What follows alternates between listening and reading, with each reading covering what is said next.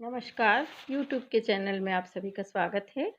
पिछले वीडियो में हमने राजाओं की लक्ष्मी और सत्ता के कारण अहंकार में चूर होने पर और उसके फलस्वरूप उत्पन्न हुए दोषों से युक्त अवस्था का हमने चित्रण किया। राजाओं की दुर्दशा का चित्रण हमने पढ़ा है। इस अनुच्छेद में महाकवि बाणभट्ट ने बताया है कि कुछ दूसरे राजा लोग जो राजलक्ष्मी, राजसत्ता और धन के नशे में चूर रहते हैं तो और विविध बुराइयों के पात्र बन जाते हैं, तो उनकी इस अवस्था का लाभ उठाकर उन्हीं के राज दरबार में कुछ धूर्त लोग ऐसे होते हैं जो उनकी कमजोरियों का फायदा उठाकर उन्हें भ्रमित करते हैं। विभिन्न दोषों को भी गुणों के रूप में बताते हुए उन्हें दोषयुक्त बना देते हैं और साथ ही साथ उन्हें उपहास का पात्र बना देते हैं।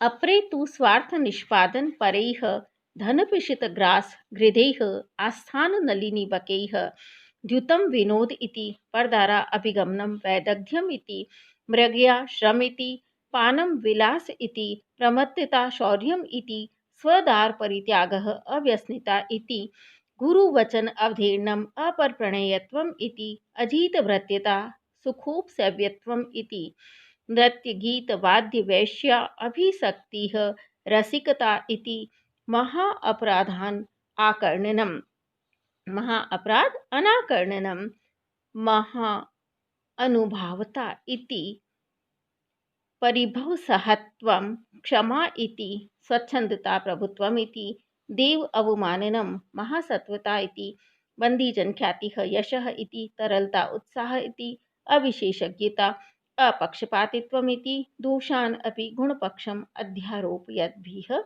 अन्तः स्वयमपि विहसद्भिः प्रतारणकुशलैः धूर्तैः अमानुषोचिताभिः स्तुतिभिः प्रतार्यमाणा वित्तमदमत्तचित्ता निश्चेतनतया तथैव इति अन्त्य आरोपित अलिक अभिमाना मर्त्यधर्माणः अपि दिव्य अंश अवतीर्णम इव सदेवतम इव अतिमानुषम आत्मानम उत्प्रेक्षमाणाः प्रारब्ध दिव्य उचित चेष्टा अनुभावाः सर्वजनस्य उपहास्यताम् उपयान्ति आत्मविडम्बनानां च अनुजीविनाचनेन क्रियमाणम् अभिनंदन्ति।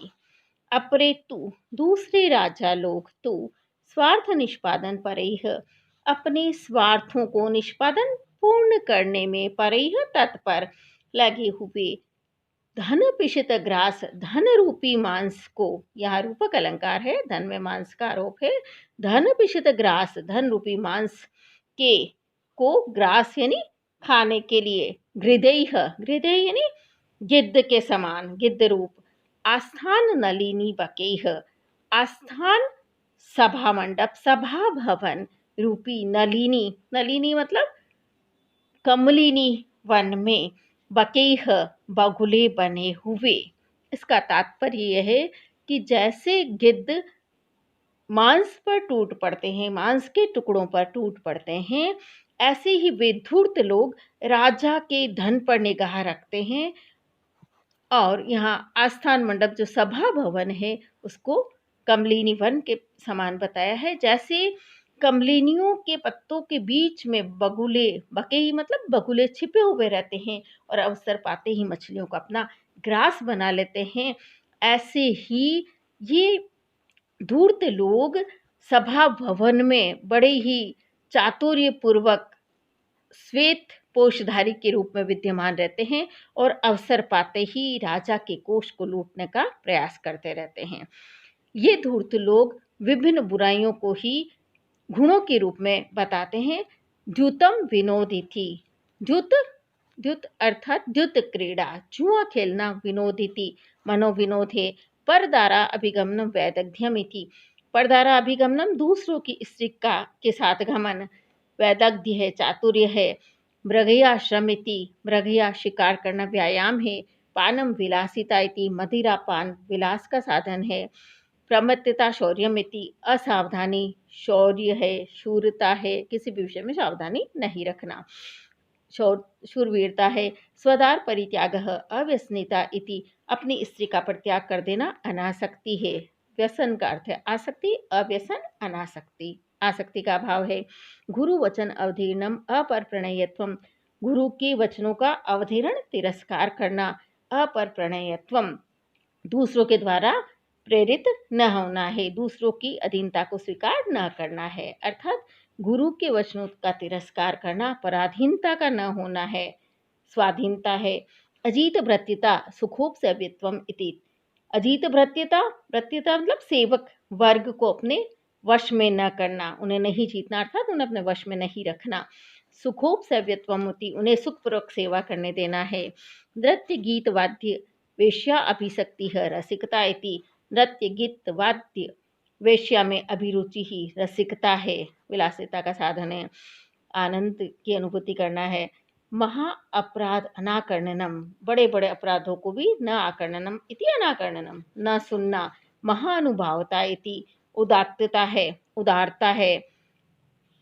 परिभव सहत्वम क्षमा इति, तिरस्कार को सहन करना सहनशीलता है। स्वच्छंदता प्रभुत्वम इति, स्वच्छंदता मनमानी करना, प्रभुत्वम अपनी शक्ति का प्रभाव है, प्रभुत्व है, स्वामित्व है।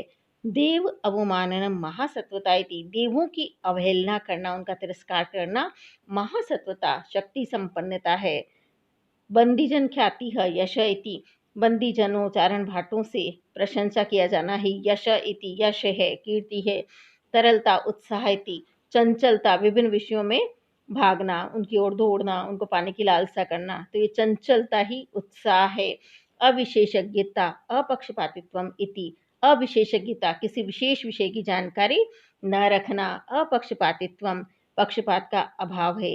इति, इस प्रकार दोषानपि, दोषों को भी, गुण पक्षम अध्यारोपयद्भिः, गुणों के रूप में अध्यारोपित करते हुए, गुणों के रूप में गिनाते हुए, अंतः भीतर स्वयं अपि, स्वयं भी, विहसद्भिः उपहास करते हुए, हंसते हुए, प्रतारण कुशलई, ठगने में कुशलई, चतुर धूर्तैः, धूर्त व्यक्तियों के द्वारा, अमानुष उचिता भी, अमानुष जो मनुष्यों के लिए उचित न हो, अर्थात देवोचित, अलौकिक स्तुति भी, स्तुतियों के द्वारा, प्रतार्यमाणा ठगी जाते हुए, वित्त मद मत्त चित्ता, वित्त मद धन के मद से, धन के नशे से, मत्त चित्त वाले, मदमस्त चित्त वाले, धन के नशे में चूर चित्त वाले, निश्चेतनतया, अचेतनता की अवस्था हो जाने से, अविवेकशीलता की, विवेकहीनता की स्थिति में, तथा एव इति अंत्य आरोपित, तथा एव इति वैसा ही है,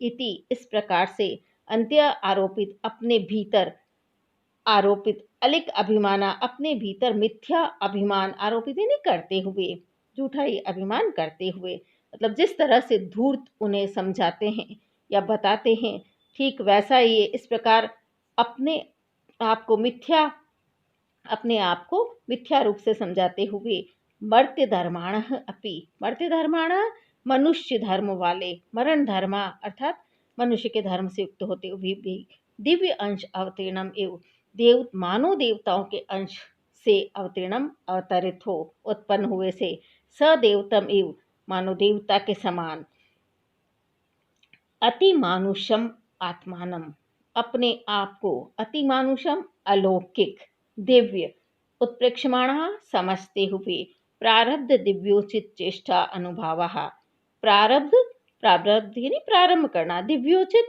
देवजनों के उचित चेष्टाओं और हाव भावों को प्रारब्ध, प्रारंभ करके, सर्वजनस्य उपहास्यताम उपयान्ति, सभी लोगों के उपहास का पात्र बनते हैं, सभी लोगों की हंसी को प्राप्त होते हैं।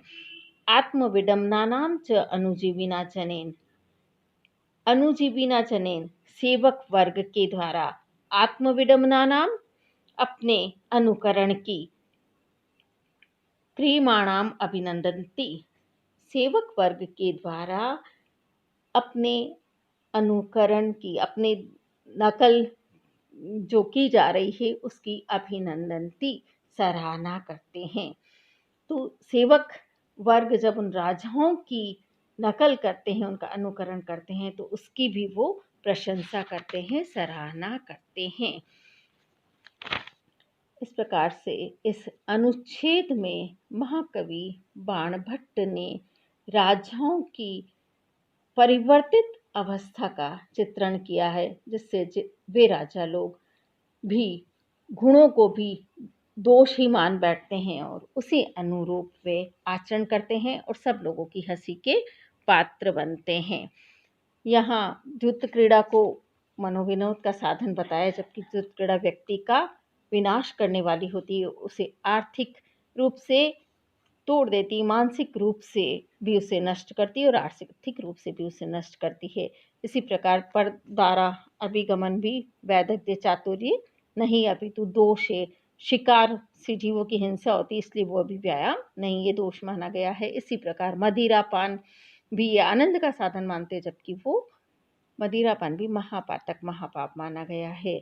और सेवकों द्वारा किए गए या कर्मचारियों द्वारा किए गए कार्यों में वो सावधानी नहीं बरतते, उनकी देख रेख नहीं करते, तो ये आलस्य वे करते हैं, लेकिन आलस्य को भी यहाँ सूरवीरता बता दिया गया है। ऐसे ही अपनी स्त्री का परित्याग यहाँ अनासक्ति बताया है, जबकि यह शास्त्रों के विरुद्ध है। और गुरु के वचनों को न मानना स्वाधीनता बताया, जबकि गुरु के वचनों के अनुसार ही राजा को कार्य करना चाहिए।